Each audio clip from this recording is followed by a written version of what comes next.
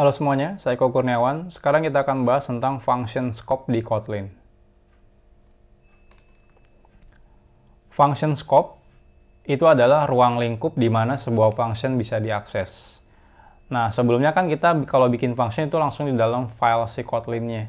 Jadi di bagian kalau sejajar sama si function main-nya ya.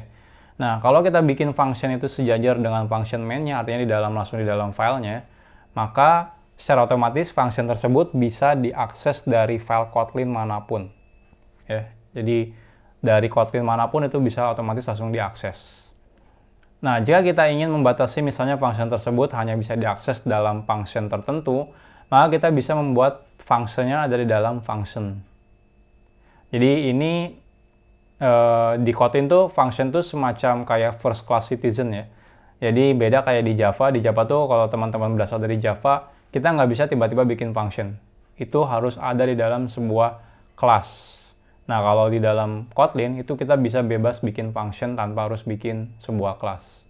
Nah, kalau kita pengen bikin function yang cuma bisa diakses dari function tertentu, maka kita bisa bikin inner function istilahnya. Jadi function di dalam function. Nah, contohnya seperti ini. Saya mau bikin function namanya sayHello, tapi cuma bisa diakses dari function main ini. Maka kita bisa bikin functionnya adalah sayHello di dalam si main function ini. Jadi yang tadinya sebelumnya biasanya kita bikin functionnya di luar ya, di luar si function main, kita bisa bikin functionnya di dalam function main. Otomatis di sini bisa mengakses sayHello, tapi di luar function main ini itu tidak bisa mengakses function sayHello. Nah, untuk lebih jelas, kita sekarang coba praktekkan.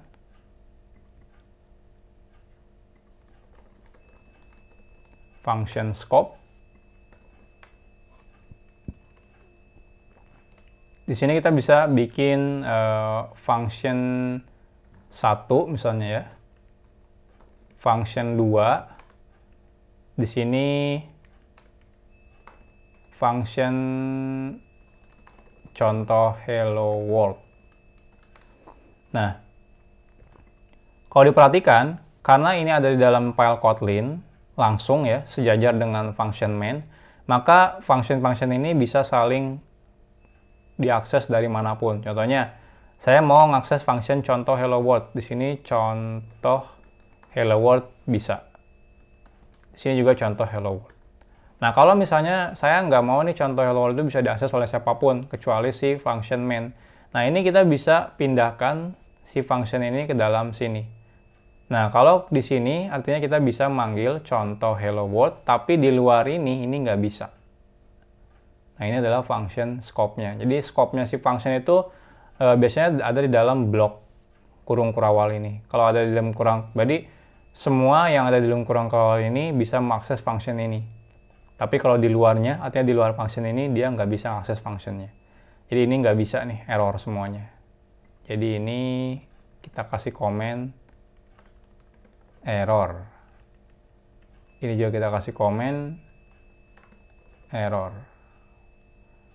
Nah, di sini kita print line hello world. Kita lihat hasilnya. Hasilnya adalah hello world. Nah, jadi seperti itu function scope. Jadi dimanapun misalnya kita pengen bikin function yang cuma bisa diakses dari function tertentu, kita bisa langsung bikin function di dalam function tersebut. Jadi jangan di luar. Dengan kayak gini maka otomatis nggak akan bentrok lagi. Contohnya kayak yang sebelumnya kita bikin function namanya sayHello ya. Itu kan bentrok di beberapa file karena file fungsinya sama. Nah, kalau kita masukkan ke dalam main ini maka otomatis dia tidak akan bentrok. Singkat aja pembahasan tentang function scope. Next-nya kita akan bahas tentang return if dan when.